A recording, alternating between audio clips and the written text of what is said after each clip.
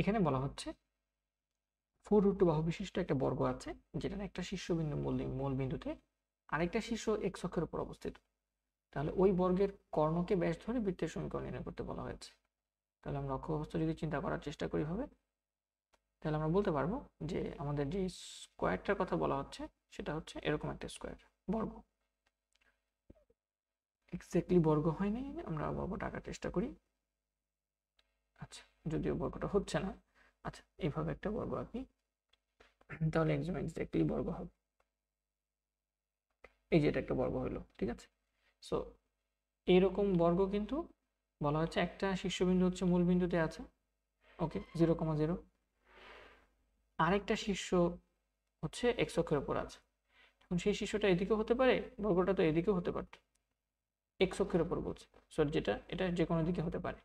তার মানে আমার আরেকটা শীর্ষ কিন্তু এই দিকেও হতে পারে।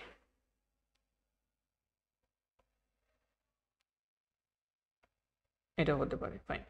তাহলে আমাদের শীর্ষবিন্দুটা লাগবে। হ্যাঁ, বলা হচ্ছে কর্ণকে ব্যাস ধরে, এটা হচ্ছে কর্ণ,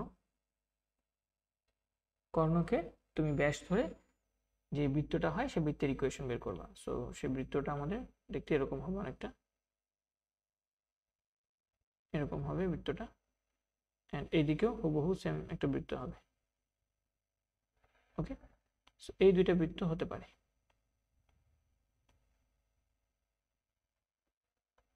ফাইন, আমরা জানি বৃত্তের যদি ব্যাসের প্রান্তবিন্দু জানি, এটা অবশ্যই ব্যাসের প্রান্তবিন্দু জানি, তাহলে বৃত্তের ইকুয়েশন পাওয়া সম্ভব। যেহেতু বাহুর দৈর্ঘ্য দেওয়া আছে আমাদের 4√2, তাহলে এটা 4√2 এবং এই বাহুটা 4√2, তাহলে আমাদের এই যে অতিভুজটা আছে, অতিভুজটা বের করবো কিভাবে? লাইক এটা ধরে নাও যে ও এ বি সি, হ্যাঁ, বা বর্গক্ষেত্র ধরে নাও যে বর্গক্ষেত্রটার কেন্দ্র হচ্ছে, বাহুগুলো হচ্ছে ও এ বি সি। তাহলে আমরা বলতে পারি O B is equals to √/OA² plus AB²। So √/OA² মানে হচ্ছে 4√2² প্লাস 4√2²। তাহলে আমাদের কত আসে খেয়াল করে দেখো, আমাদের প্রতিটা বাহু, সো এটা 16 আর এটা হচ্ছে 2, 16 দুগুণে 32 যোগ 32 এর রুট, সো 64। আমরা জানি 8 8 হচ্ছে 64, রাইট? তো আমরা যদি 8 করে দিই আমার মনে হয় হয়ে যাচ্ছে, √8 করে দিলে হয়ে যাবে। সো আমাদের যেটা আসতেছে এটা হচ্ছে 8 বা +-8 আসলে, কারণ এই স্থানাঙ্ক +8,0 আবার -8, কিন্তু 0 হতে পারে, ঠিক আছে। সো ওবির মান যেটা আমরা বের করেছি এটা আসলে প্লাস বললে সবচেয়ে বেশি বেটার হবে, +-। তাহলে আমাদের ওবিটা বা বি বিন্দুর যে স্থানাঙ্ক, সুতরাং বি বিন্দুর স্থানাঙ্ক হচ্ছে +-8,0। আর আরেকটা প্রান্ত বিন্দু তো আমরা জানি মূল বিন্দু, যেটা হচ্ছে ও 0,0।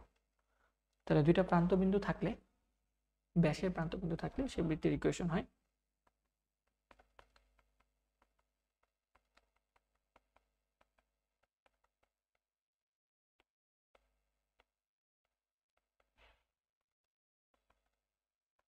তাহলে x - x1, তুমি এটাকে x1 ধরো, এটাকে x2 ধরো, তাহলেই হবে। বা তোমার বোঝার সুবিধাতে তুমি যেভাবে ধরতে পারো ধরে ফেলো।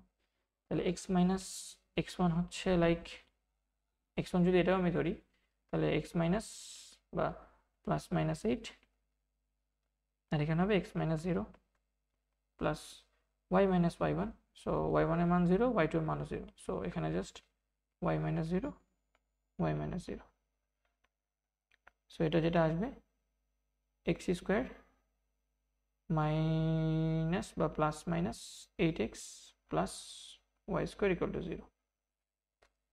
সো এটাই হচ্ছে ইকুয়েশন, বা সাজায় লিখতে পারো x² প্লাস y² +-8x = 0। এটা হচ্ছে আমাদের কাঙ্ক্ষিত বৃত্তের ইকুয়েশন। হোপফুলি আমরা ম্যাথটা বুঝতে পেরেছি।